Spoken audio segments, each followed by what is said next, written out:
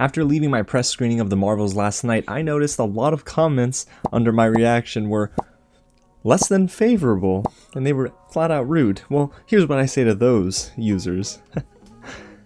You're gonna hate this review.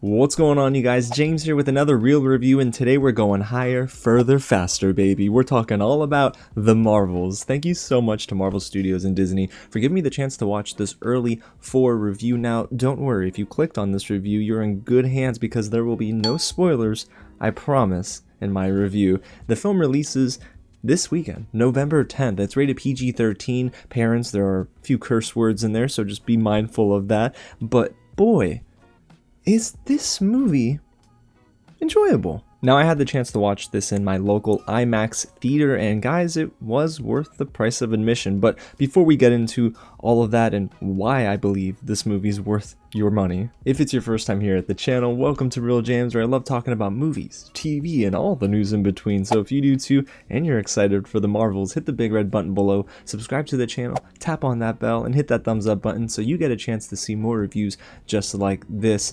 Guys, we're so close to 20,000 subscribers, and it's due in large part to you, so God bless you guys. Thank you for your support, and hey, while you're here, let me know in the comments which of the three Marvels are your favorite. You got Captain Marvel, Captain Rambeau, and you got Ms. Marvel. It's a lot of Marvels. Alrighty, you guys, so let's get into what this movie's about and who's behind the scenes and in front of the camera. So the film is directed by Nia DaCosta, who also directed one of my favorite horror movies, Candyman, and the film stars a stacked cast led by Brie Larson, who plays Captain Marvel, Teyonah Parris, who plays Monica Rambeau, Iman Vellani, who reprises her role as Kamala Khan, Samuel L. Jackson, who plays Nick Fury, and Zawe Ashton, who plays the villainous Dar-Ben. And in case you're wondering, yes, this movie is really a journey with all of our Marvels, our three leading ladies. So the film's plot is pretty basic, but Dar-Ben is going to either destroy the universe or destroy the Marvels, or maybe both, so it's up to the Marvels to try and stop Dar-Ben from literally ripping a space through time. So this is sort of like a action-adventure type of journey that we're on with these three leads. Does everything work? No, but I will say, there are quite a bit of positives that I have to take away from this movie that made it enjoyable. So let's get into all of my thoughts right now, beginning with the positives. And this movie really does start and end with Brie Larson, Iman Vellani, and Teyonah Parris, a trio that is absolutely delightful. They bring heart, humor, and emotion to this movie in spades. I loved their work together. Their on-screen chemistry is palpable, and what they do with these characters, I will tell you, I mean, this is just perfect casting. It just proves why they're supposed to be the heroes that they portray. I mean, they're perfect in every one of these roles. And I do want to take the time to brag on them and tell you why they're so effective in their roles. So let's begin with Iman Vellani as Kamala Khan, also known as Ms. Marvel. Got one thing to say, y'all. Scene stealer. Oh my gosh, is she excellent in this role. If you watched Ms. Marvel on Disney Plus and thought, boy, this is great casting, well, she continues to prove that here. Her character is a little bit more mature, and as Iman Vellani evolves into this role, so does Kamala Khan as Ms. Marvel. Her power set is on full display. There were moments where I almost cheered because she does this cool little power slide technique where the hard light is on the ground and it allows her to get the one-up on her enemies, and it was so dope, and I loved everything that she did with this on a human level also. She brought a lot of heart, there was vulnerability, and her moments fangirling over Carol Danvers was hilarious to me. Those moments were awesome, and it really just shows that, man, she's the perfect person to play Ms. Marvel. She just brings this youthful spirit to the movie that warmed my heart. It made me laugh and smile from cheek to cheek. But hey, that's only one of the three Marvels. Let's talk about Teyonah Parris, who plays Monica Rambeau, aka, I don't know yet. We all don't know yet. I guess time will tell. But man, Teyonah Parris has been someone I've been a fan of for a while now. She's an unsung hero in almost every film that she's a part of, and she does deliver the most grounded performance of the movie. She's able to shoulder this emotional load for her character, and as someone who is dealing with trauma after her mother died and her aunt, Carol Danvers, abandoned her, well, Teyonah Parris is the perfect actor to go ahead and walk us through all of this trauma. You just sort of feel for her. She is going through so much, and it's not lost on me that she's still got something left to prove, which, no spoilers again, but keep that theme in mind.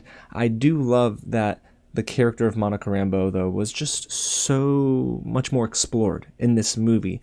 We saw more of her power set, we saw what she's doing with Saber in space, and we were able to really understand the motivation for Monica Rambeau. Is it to, I don't know, grieve and mourn over her mother's death? No, it's actually meant for much more than that. She wants to save people, and she doesn't want anyone else to get hurt like she once did in the past. So I loved what she did in the role, and I'm just looking at this last note here.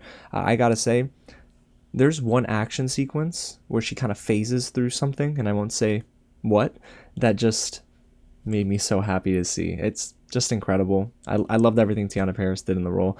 And lastly, I do want to talk about Brie Larson, who plays Captain Marvel, also known as Carol Danvers, because, guys, Brie Larson, what more can we say about how well she does in this role? I loved her in the 2019 Captain Marvel film, but I will say, my biggest issue with that movie was the direction didn't let Captain Marvel sort of blossom as a character from start to finish in that film. But here in the Marvels, they let Brie Larson have fun with this role, but they also let her sort of have moments where she's dour and sad. And this is the most range I've seen allowed, I guess, in the Captain Marvel role. I love what Brie Larson did here. She's really allowed to be herself, honestly, and I love that she was quippy, she was funny as Captain Marvel, but again, there's just so much emotion that she has to deal with in this movie that is really felt by me as an audience member. So when you take all three of those performances and you bundle them together, their dynamic as a trio is amazing, and the themes that they play with is pretty impressive here. You have Kamala Khan, right? She has a family who loves her. Monica Rambeau is avoiding familial environments because of her previous loss, so she's isolating herself. And then you have Carol Danvers, who longs for family. She longs for that connection, that human connection. She's very lonely. So each of them complement each other very well, and it really adds up to a very enjoyable experience. But again, outside of our leads, there are other good takeaways from the Marvels. While I believe that the direction by Nia DaCosta is sadly and disappointingly a mixed bag, it does have some positives that honestly may outweigh the negatives. My favorite scenes in this movie do take place aboard Carol Danvers' ship, and that's because Nia DaCosta flexes her muscle just a bit and is able to really allow her DNA to be felt in these moments. They're intimate, they're vulnerable, and you can just tell that the character work is exceeding all of my expectations. I didn't expect us to get so much character development aboard this ship, but three of them in a tiny room really actually helps this movie. And again, those are my favorite scenes in the film, when they're just spending time with one another and team building. I also love the fact that Nia DaCosta was able to direct the action very well. I was nervous that the power switching would be nauseating, but instead, I was able to, 1, follow all of that, and 2, it actually added to the movie, and the gimmick never got old for me. If anything, these action moments were boosted thanks to this awesome element of the film. And again, Nia DaCosta was able to give each hero their moment and brought everything together pretty nicely. And hey, who says Nia DaCosta can't direct a funny sequence? I mean, I loved the Flurkin moment. That's all I'll say. Okay, I partly loved it and I was a little freaked out. But when it comes to the negatives in the directing department, trust me, we'll get into that in just a little bit. But I do want to also now transition to the supporting actors, because while our leads are great, I do feel like there were some supporting performances that add life to this movie, beginning with Samuel L. Jackson's moments on screen as Nick Fury. Guys, if you are like me, you did not like Secret Invasion. Okay, that series was awful. But here, Nick Fury is almost being brought back to form. And Samuel L. Jackson felt just like he was able to flow better on screen. There were so many moments, including one when it came to a moment of prayer, that it made me chuckle. You know, there's so many different jokes that he's able to really like pounce on, and he's quick, and the dialogue is snappy. And I will say, if we can get more of this Nick Fury in Phase 5 of the MCU, because we are in Phase 5, right? Keep me honest in the comments if I'm wrong. Then I think we'll be better off, you guys.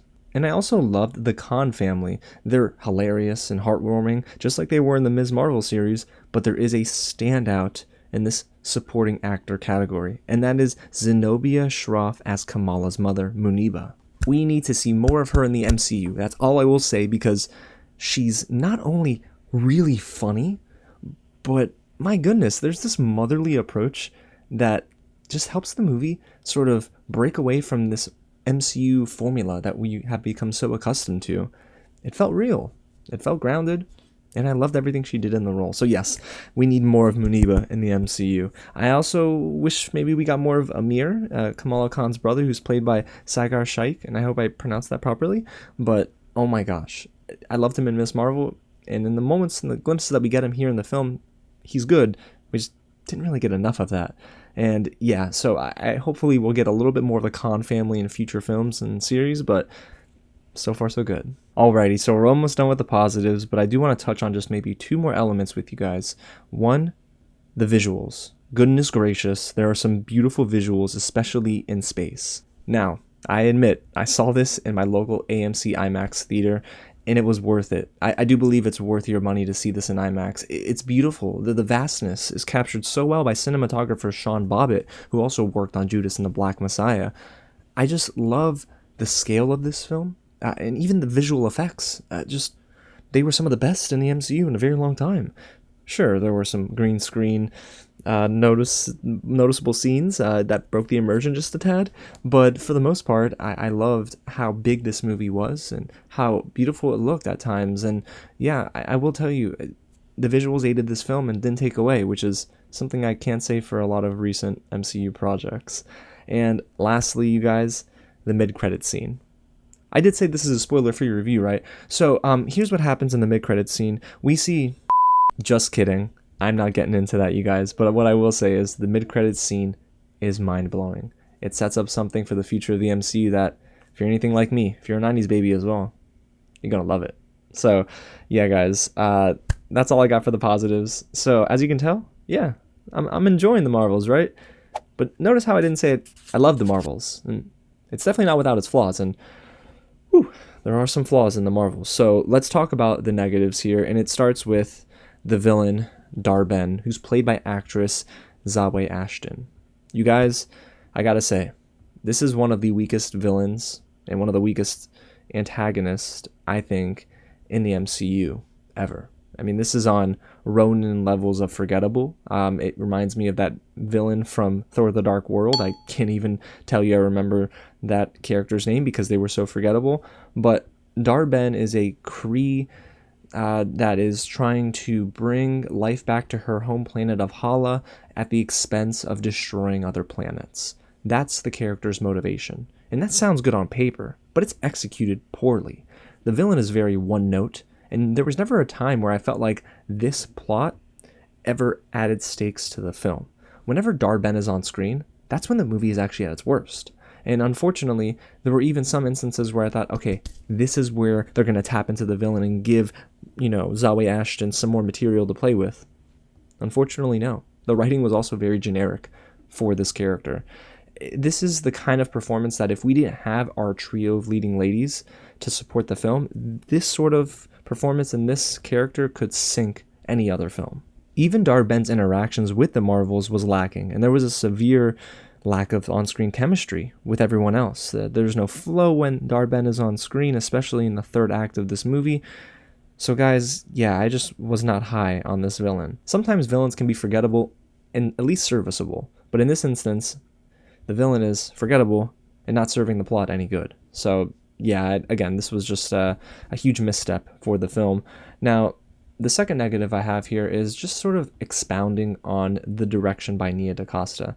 While I did say there are positive takeaways, it was a mixed bag for me, and that's mainly because the movie didn't necessarily have her style. Her voice is really lost in the Marvels for a majority of the time, and whenever we do get grounded moments, that's when she shines.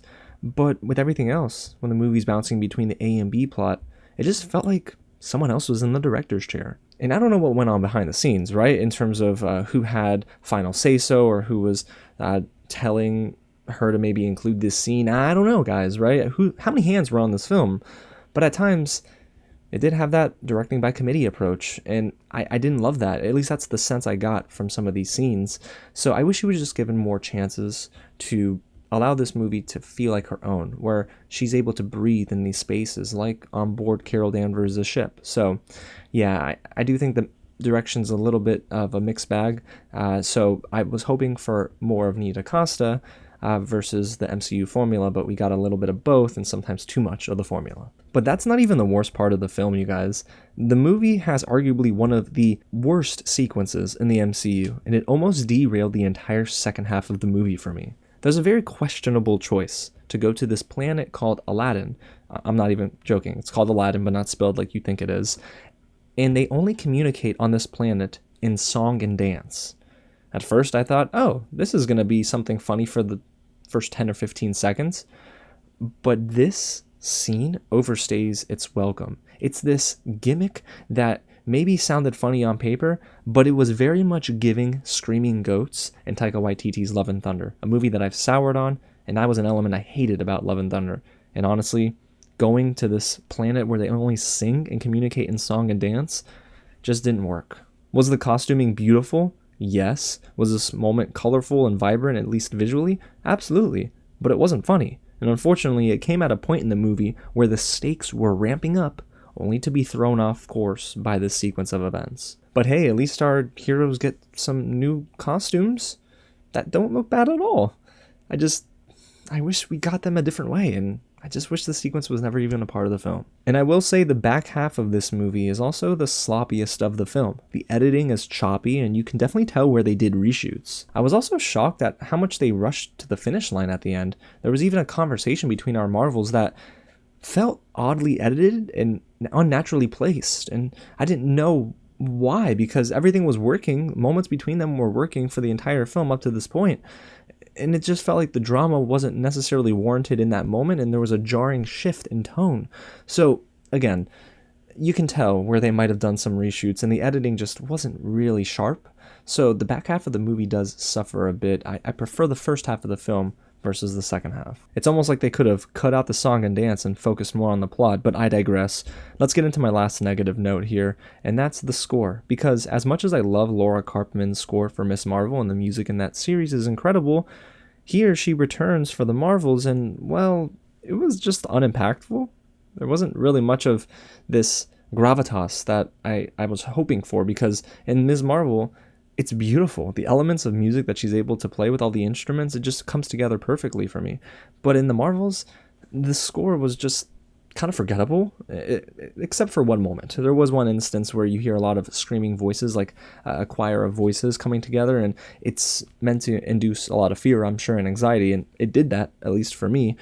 But that was the only moment I could tell you, hey, the score did something in this movie.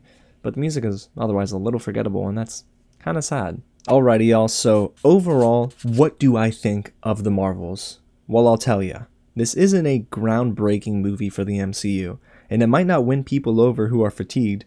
However, I enjoyed my time with the Marvels, and this entry into the MCU is welcoming. It really is due in large part to our leading ladies who elevate this movie beyond any level that you would expect it to be on. I mean, I came into this film a little cautiously optimistic because I love the director and I love the actors. I just am a little fatigued by the MCU. Again, I mentioned this wasn't going to cure any fatigue, but it at least made me happy. I had fun with this movie. I walked out feeling like, okay, I'm not mad at this. It's not mid. It's not awful. It's enjoyable. And for some people, that might make you mad. And I don't care. But honestly, this movie really does bring me some joy in moments. It makes me emotional. There's heartfelt instances of conversation. You just start to see the evolution of Kamala Khan, and I love the power sets on display by our three leading ladies. This movie does things well, and it does things that aren't so well. Again, there's some sequences that should have been cut. The back half of the movie is sloppy. And the film is not going to win any awards, you guys, okay? It's not out here to do that. So I took it for what it was. And I will say, this is like a strong 3.5 out of 5 for me. So it's not top tier MCU, but it's not bottom tier either. It's, for me, a strong middle tier film. So I will tell you, this film, it at least works. And like I mentioned, that mid-credit scene is unreal, so that will most likely be worth the price of admission for some people. But The Marvels is a film that does not deserve the hate it's been getting, and I really hope it succeeds. So there you have it, you guys. That's my real review of The Marvels. Again, I can't wait till you watch it this weekend, so let me know down below in the comments when you do. And also, let me know if this review kind of changed your mind a little bit. And hit that big red button below and subscribe if you haven't already, because guys, if you stick around for this long, you're a part of the real family. So thank you again so much for tuning in. And I can't wait to chat more about The Marvels as we get into the weekend, because there will be a lot of social media chatter about this film. Alrighty, y'all. Thanks so much for watching, and I'll catch you at the next screening. Oh, that's right. My friends joined me in the background this time.